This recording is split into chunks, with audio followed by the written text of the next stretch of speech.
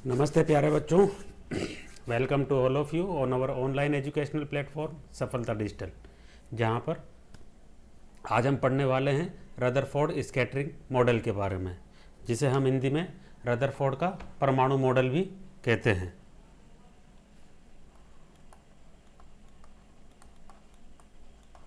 Rutherford परमाणु model.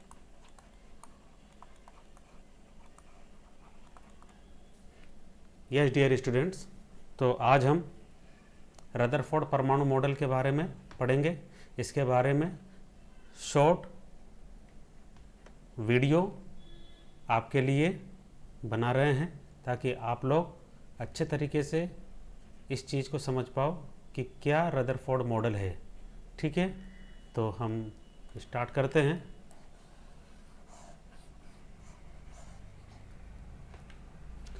देखिए बच्चों, रदरफोर्ड और उसके विद्यार्थियों हैंस गीगर और अर्नेस्ट मार्सडेन ने बहुत पतली सोने की पन्नी पर अल्फा कणों की बौछार की। बहुत ही पतली सोने की पन्नी उन्होंने ली और उस पर अल्फा कणों की बौछार की। ये सोने की पन्नी जो उन्होंने ली, इसकी मोटाई 100 नैनोमीटर। देखिए आप, 100 नैनोमीटर की मोटाई की सोने की पन्नी ली और उस पर लक्ष्य करके रेडियोएक्टिव स्रोत से उच्च ऊर्जा वाले अल्फा कणों को भेजा गया। अल्फा कणों की बौछार इसके ऊपर की गई और इस पतली पन्नी को घेरते हुए वृत्ताकार प्रदीप्तिशील एक जिंक सल्फाइड से बना स्क्रीन भी रखा। जैसे ये एक सोने की पतली की पन्नी है और इसको चारों तरफ इस तरीके से अंदर की तरफ से इसकी पॉलिश की गई। अंदर की तरफ से पॉलिश किसकी की गई? जिंक सल्फाइड की।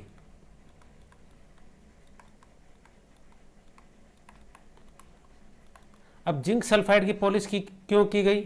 जिंक सल्फाइड की पॉलिश इसलिए की गई क्योंकि जिंक सल्फाइड जो है यह एक प्रदीप्तिशील तत्व है, फ्लोरोसेंट, जिस पर प्रकाश पड़ता है तो ये चमकने लगता है। ठीक है, तो इस कारण से जिंक सल्फाइड लिया गया। तो जब कोई अल्फा कण इस स्क्रीन से टकराता है तो प्रकाश उत्पन्न होता है और पता लगता है कि कोई कण यहाँ पर टकरा रहा है। ठीक है, तो देखिए इस तरीके से ये मॉडल है। यहाँ देख सकते हैं ये गोल, ये राउंड, ये है जिंक सल्फाइड की स्क्रीन और ये अंदर येलो, ये गोल्ड है, गोल्ड फॉइल, और ये जिंक सल्फाइड की प्लेट है। अब आप देखिए, और ये यहाँ से ये स्रोत है जहाँ से अल्फा पार्टिकल निकल रहे हैं। ये अल्फा गण है, यहाँ पर अल्फा कण निकल रहे हैं। अब ये अल्फा कण की जो तेज गति से अल्फा कण जो भेजे जा रहे हैं, यह इस सोने की पन्नी से टकरा रहे हैं और देखो इससे टकराकर ये इस दीवार पर चमक उत्पन्न कर रहे हैं। देखिए, जैसे ही सोने की पन्नी से टकराने के बाद में यह किरण जब इस जिंक सल्फाइड की प्लेट पर आ रही है तो यहाँ पर ये फ्लोरोसेंट के कारण चमक डेवलप करती है। ये देखिए आप, ये स्टार स्टार चमक है। इसमें से अधिकतर देखिए आप, अधिकतर अल्फा कण सीधे इधर आ रहे हैं, कुछ यहाँ, कुछ यहाँ, कुछ यहाँ, कुछ यहाँ। अब आप शार्पली नोटिस कीजिए कि इनमें से बहुत कम वापस देखो पीछे की तरफ ये किरण जा रही है। अभी दोबारा देखिए आप, देखिए ये यहाँ पर आया, ये बार बार यहाँ टकरा रहा है। अभी या तो यहाँ टकराएगा या यहाँ टकराएगा। देखिए केवल कुछ ही बार ऐसा हो रहा है कि कुछ अल्फा कण ही इस सोने की पन्नी से टकराकर या तो इधर आ रहे हैं या इधर आ रहे हैं। ठीक है, तो इस तरह का ऑब्जर्वेशन प्रैक्टिकल उन्होंने किया। अब इसके बाद में उन्होंने क्या ऑब्जर्व किया ये देखेंगे। अब इसी प्रैक्टिकल को इस तरीके से हमें बनाकर बताते हैं। ये देखिए सोने के एटम, गोल्ड के एटम, इसमें से कुछ देखिए सीधे जा रहे हैं, ये सीधे चले गए, और कुछ ये थोड़ा मुड़कर जा रहे हैं। ये देखिए नीचे से कुछ सीधे आर पार निकल गए, ये निकल गए, और कुछ थोड़ा मुड़कर जा रहे हैं। लेकिन ये देखिए एक अल्फा कण, ये वाला, ये अल्फा कण यहाँ जा रहा है और वापस यहाँ से टकराकर सीधा इधर आया। ठीक है, तो इस तरीके से यह मॉडल है। एक और चित्र में देख लीजिए आप, ये अधिकतर अल्फा कण सीधे बिना मुड़े जा रहे हैं, ये जा रहे हैं, ये जा रहा है और ये जा रहा है। इसको देखिए, ये यहाँ से आया और इस नाभिक के इस कोने से टकराकर और थोड़ा विचलित होकर इधर आ गया है ये। ठीक है, लेकिन एक अल्फा कण इस वाले को देखिए, ये अल्फा कण सीधा नाभिक से टकराया, नाभिक से टकराकर वापस इधर लौट गया है। ठीक है, तो अब अलग अलग चित्र के माध्यम से अलग अलग तरीके से मैं आपको समझाने की कोशिश कर रहा हूं कि आप लोगों को नेचुरली ये जो रदरफोर्ड स्कैटरिंग मॉडल है, रदरफोर्ड परमाणु मॉडल है, ये दिमाग में आपके अच्छे से बैठ जाए, ताकि आप लोग अपने शब्दों में इसका आंसर लिख सको, इस मॉडल को समझ सको। अब देखिए आप लोग, ये अल्फा कण जा रहे हैं यहाँ से और ये इधर से आर पार निकल रहे हैं। लेकिन जब आप शार्पली नोटिस करोगे अच्छी तरीके से, कुछ कण यहाँ से टकराकर वापस इधर आ रहे हैं। देखिए, आप देखें इस वीडियो को, कुछ अधिकतर सीधे निकल रहे हैं, लेकिन ये देखो, ये वापस आ गया, ये इधर। फिर देखिए आप, ये वापस चला गया, ये वापस चला गया। तो अधिकतर अल्फा कण इस सोने की पन्नी को, ये गोल्ड फॉइल है, ठीक है, इस सोने की पन्नी के आर पार निकल रहे हैं। लेकिन उनमें से केवल कुछ, देखो ये आया वापस, कुछ ही टकराकर वापस अपनी ही दिशा में आ रहे हैं। ठीक है, तो अब आगे बढ़ते हैं। तो उन्होंने क्या देखा? उन्होंने देखा कि अधिकांश, जो हमने भी देखा है प्रैक्टिकल में अभी, ठीक है, अब जो हमने देखा वही उन्होंने देखा। अधिकांश अल्फा कण सोने की पन्नी से विक्षेपित हुए बिना ही निकल गए, यानी कि सीधे आर पार निकल गए, बिना विक्षेपित हुए। विक्षेपित का मतलब बिना मुड़े हुए, सीधे ऐसे निकल गए। बहुत कल अल्फा कण कुछ छोटे कोण से विक्षेपित हुए, यानी कि कुछ अल्फा कण, जैसे कि ये नाभिक है, ये अल्फा कण आया, जो नाभिक के समीप से गुजरे वो ऐसा कोण बनाकर निकल गए। ठीक है, बहुत ही थोड़े कण, यानी कि 20,000 में से एक अल्फा कण पीछे की ओर लौटे, वापस टकराकर इधर लौट गए। ये देखिए आप, ये नाभिक, ये अल्फा कण आया और वापस इधर टकराकर इधर लौट गया। ठीक है, यानी कि 180 डिग्री के एंगल से वापस वो मुड़ गए। तो इन प्रेक्षणों के आधार पर रदरफोर्ड ने परमाणु संरचना के बारे में निम्नलिखित निष्कर्ष निकाले। 3 चीजें ऑब्जर्व हुई इसको। क्या चीजें दिखी? जो चीजें दिखी उस आधार पर निष्कर्ष निकाले। पहली चीज दिखी कि अधिकांश अल्फा कण बिना मुड़े सीधे निकल गए और बहुत कम अल्फा कण बहुत छोटे से कम कोण से मुड़कर निकले, और बहुत ही थोड़े कण, यानी कि 20,000 में से एक अल्फा कण पुनः टकराकर लौट आया। तो इन 3 चीजों को देखने के बाद में रदरफोर्ड ने निष्कर्ष निकाले। क्या निष्कर्ष निकाला? नंबर 1 निष्कर्ष कि परमाणु के अंदर अधिकांश स्थान रिक्त होता है, क्योंकि अधिकांश अल्फा कण सोने की पन्नी को पार कर गए। देखिए, अधिकांश स्थान रिक्त था, इसीलिए तो अधिकांश अल्फा कण बिना मुड़े सीधे ही निकल गए, क्योंकि वहां पर कोई अवरोध ही नहीं था, कोई रुकावट ही नहीं थी। तो फिर रुकेंगे कैसे? जैसे सेम इस तरीके से है, आप आकाश में पत्थर फेंकिए तो वो सीधा जहां तक जा सकता है सीधा जाएगा, क्योंकि कोई रुकावट नहीं है। और यदि उसी पत्थर के मार्ग में कोई रुकावट आ जाए, जैसे दीवार पर उस पत्थर को मारिए, तो वह पत्थर उस दीवार को आर पार करके पार कर नहीं जाएगा, वह वापस इधर ही लौट कर आएगा। तो जो फर्स्ट चीज ऑब्जर्व हुई कि अधिकांश एल्फा कण, यहां देखिए ये वाला नंबर 1 फर्स्ट जो उन्होंने देखा कि अधिकांश एल्फा कण सोने की पन्नी के पार निकल गए बिना मुड़े सीधे ही। क्यों निकले? क्योंकि वहां पर कोई अवरोध नहीं था, यानी कि अधिकांश स्थान रिक्त था। नंबर 2 पॉइंट, कुछ ही धनावेशित एल्फा कण विक्षेपित होते हैं, यानी कि कुछ ही एल्फा कण मुड़कर गए।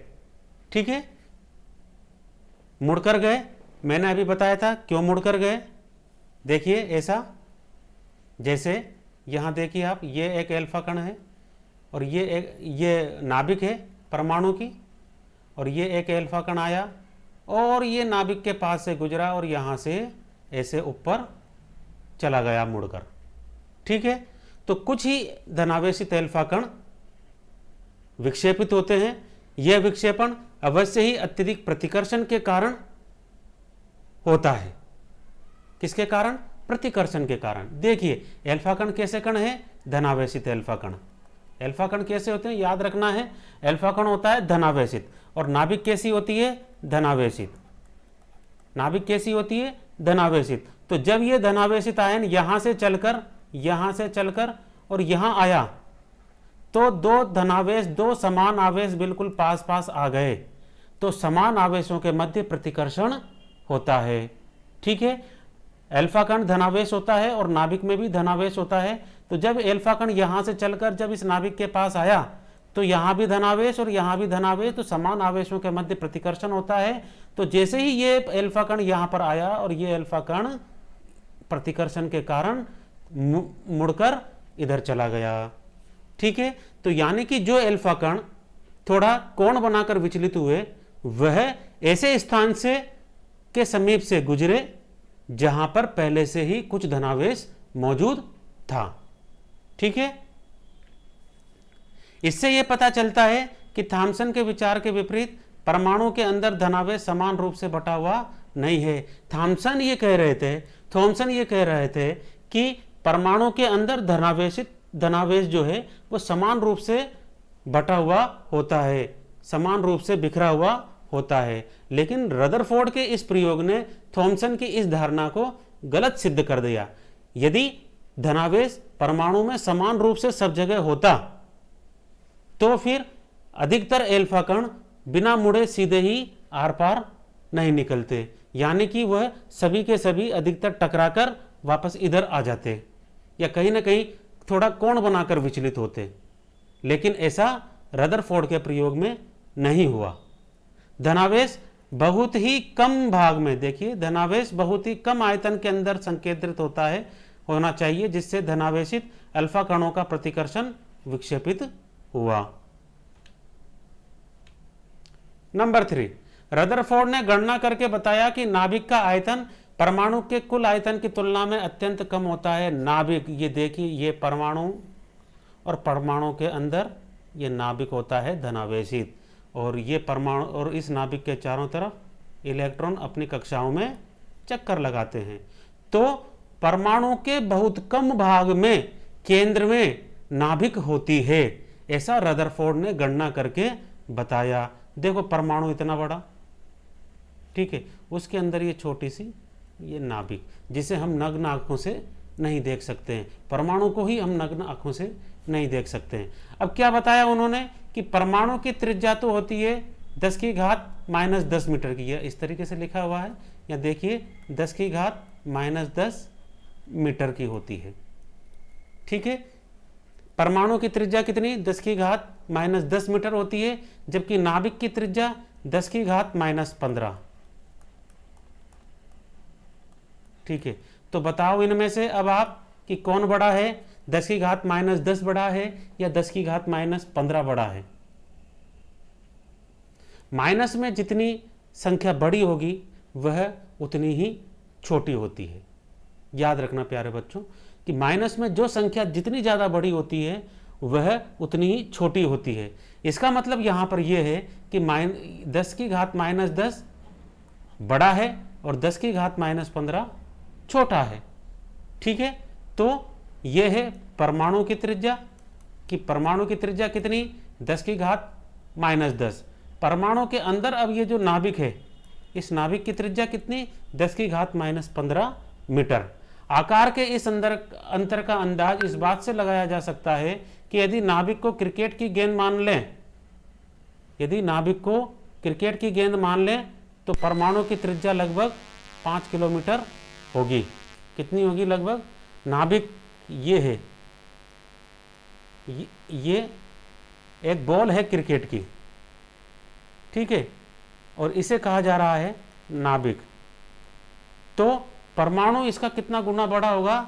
लगभग 5 किलोमीटर की त्रिज्या होगी इसकी, यानी ये त्रिज्या, ठीक है, 5 किलोमीटर त्रिज्या क्या होती है? ये बॉल केंद्र में है और ये परिधि, परिधि और नाभिक के बीच की दूरी को क्या कहते हैं? केंद्र के बीच की दूरी को त्रिज्या। तो ये 5 किलोमीटर होगी, यानी कि इतना बड़ा अंतर है परमाणु की त्रिज्या में और नाभिक की त्रिज्या में, ठीक है।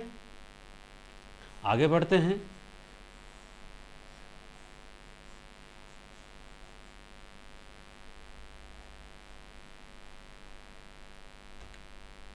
अब ये जो प्रेक्षण और परिणाम दिखे उनके आधार पर रदरफोर्ड ने अपना परमाणु मॉडल दिया। ऑब्जर्वेशन हुआ, ऑब्जर्वेशन करने के बाद में यानी कि उनको क्या दिखा, उसके बाद में उसने कुछ निष्कर्ष निकाले। निष्कर्ष के बाद में फिर एक फिक्स मॉडल दिया कि भाई ये है मॉडल मेरा, ठीक है। पहली चीज क्या बताई अपने मॉडल में उन्होंने? इस मॉडल के अनुसार परमाणु का धनावेश तथा अधिकांश द्रव्यमान धनावेश, परमाणु का धनावेश केवल एक ही जगह होता है प्यारे बच्चों, वो होता है नाभिक में, ठीक है। याद रखना हमेशा, परमाणु का धनावेश कहाँ होता है? नाभिक में होता है। और नाभिक का अधिकांश द्रव्यमान है वह अति अल्प क्षेत्र में केंद्रित होता है। परमाणु के इस अति अल्प भाग को रदरफोर्ड ने नाभिक कहा है। इस अति अल्प भाग को रदरफोर्ड ने क्या कहा है? नाभिक कहा है। और अधिकतर जो परमाणु का जो द्रव्यमान होता है वह भी किसके कारण होता है? नाभिक के कारण ही होता है, ठीक है। नंबर 2, नाभिक के चारों ओर इलेक्ट्रॉन वृत्ताकार पथ में, जिन्हें ऑर्बिट कहा जाता है, जिन्हें कक्षा कहा जाता है, ये नाभिक है। ये देखिए, ये नाभिक के चारों ओर ये फर्स्ट ऑर्बिट जिसमें इलेक्ट्रॉन चक्कर लगाता है यानी कि पहली कक्षा, फिर ये दूसरी कक्षा, फिर ये बिल्कुल गोलाकार कक्षाओं में चक्कर लगाते हैं जिन्हें ऑर्बिट कहा जाता है, कक्षा कहते हैं। इनमें इलेक्ट्रॉन चक्कर लगाते हैं वृत्ताकार पथ में नाभिक के चारों ओर, ठीक है। अतः रदरफोर्ड का परमाणु मॉडल सौरमंडल से मिलता जुलता है, जिन्हें सूर्य नाभिक के समान होता है, जैसे सेम सौरमंडल की तरह होता है, जिस सौरमंडल में सूर्य केंद्र में है और फिर अपनी अपनी कक्षाओं में सारे ग्रह सूरज के चारों तरफ क्या कर रहे हैं? परिक्रमा। ये यहाँ है बुध, इसमें बुध, शुक्र, पृथ्वी, मंगल, इस तरीके से ये बढ़ता जा रहा है। बुध, शुक्र, पृथ्वी, मंगल, बृहस्पति, शनि, अरुण, वरुण और यम, इस तरीके से। तो देखिए सूरज के चारों तरफ ये 9 ग्रह अपनी फिक्स वृत्ताकार कक्षाओं में चक्कर लगाते हैं। उसी तरीके से परमाणु में भी, परमाणु का केंद्र क्या है? नाभिक। परमाणु का केंद्र नाभिक। नाभिक के चारों ओर इन वृत्ताकार फिक्स जो ऑर्बिट्स हैं, फिक्स जो कक्षाएं हैं, उनमें इलेक्ट्रॉन चक्कर लगाते हैं। जैसे सूरज के चारों तरफ हमारी धरती चक्कर लगा रही है, एक फिक्स इसका रूट है, उस रूट से आगे पीछे ऊपर नीचे हमारी अर्थ या कोई भी जो प्लेनेट है, कोई भी ग्रह है, वो चक्कर नहीं लगाता है, ठीक है। आगे बढ़ते हैं।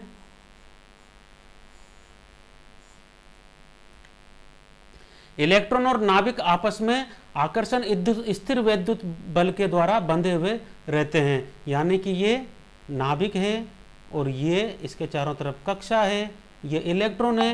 अब ये इलेक्ट्रॉन और नाभिक के बीच में एक इलेक्ट्रोस्टैटिक फोर्स काम करता है। स्थिर वैद्युत बल जिसे कहते हैं, स्थिर वैद्युत बल काम करता है। इस बल का काम क्या है? इस बल का काम यह है कि यह इस इलेक्ट्रॉन को केवल इसी कक्षा में घूमने की परमिशन देता है, यानी कि इस बल के कारण यह इलेक्ट्रॉन न तो बाहर जा पाता है और ना ही अंदर जा पाता है, यानी कि इस फिक्स जो रूट है वृत्ताकार पथ, इसी में ही चक्कर लगाता है।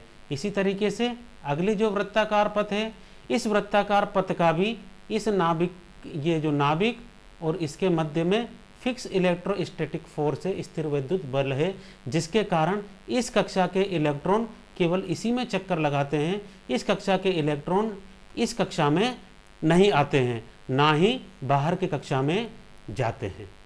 ठीक है, तो ये इलेक्ट्रोस्टैटिक फोर्स किस किस के मध्य होता है? इलेक्ट्रॉन और नाभिक के मध्य होता है। जो क्या काम करता है? जो इलेक्ट्रॉन को उसकी फिक्स वृत्ताकार पथ में घूमने का पाथ वे प्रोवाइड करता है, जिसके कारण यह जो इलेक्ट्रॉन है न तो अंदर की कक्षा में आ पाता है और ना ही बाहर की कक्षा में जा पाता है। ये आप एक और वीडियो के थ्रू इस मॉडल को देख सकते हैं। देखिए ये अल्फा कण आ रहे हैं, इधर से ये अल्फा कण चलते हुए, और ये यहाँ पर नाभिक है, ये परमाणु है पूरा का पूरा ही, कई सारे परमाणु इसमें हैं, जिसमें ये नाभिक बताया गया है रेड कलर में। अब आप इस वीडियो को अच्छी तरीके से देखिए, ऑब्जर्व करिए कि कितने अल्फा कण आर पार जा रहे हैं और कितने अल्फा कण नाभिक से टकराकर अपने पथ की ओर वापस लौट रहे हैं। देखिए ये ब्लू वाला लौट कर आया था अभी, और कुछ अल्फा कण ये ऐसे विचलित होकर गए, ये जा रहे हैं। देखो आप अच्छी तरीके से इस वीडियो को ऑब्जर्व कर कीजिए, एनालाइज कीजिए, आपको यह महसूस होगा इस प्रैक्टिकल के बारे में। आप अच्छी तरीके से लिख पाएंगे, सोच पाएंगे, समझ पाएंगे। देखिए इस वीडियो को 3 चीज आपको ऑब्जर्व करनी है। क्या चीज? कि अधिकांश अल्फा कण आर पार निकल रहे हैं बिना मुड़े सीधे, और कुछ अल्फा कण थोड़ा मुड़कर निकल रहे हैं, और उनमें से बहुत कम वापस अपने रास्ते पर मुड़कर आ जाते हैं। देखिए कितने आते हैं, इसको ऑब्जर्व करिए आप।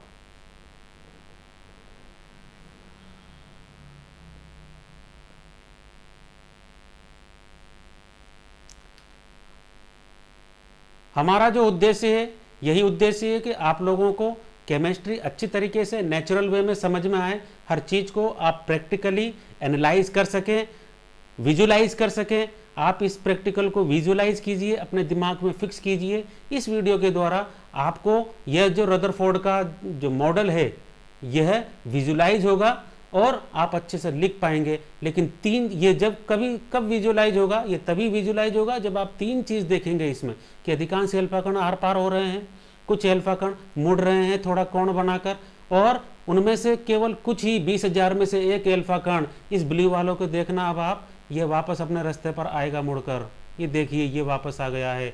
तो ऐसा केवल इतने सारों में से केवल एक ही कण ने किया ऐसा। तो ये चीज़ें जब आप देखोगे, विजुलाइज करोगे, तब आप लिख पाओगे।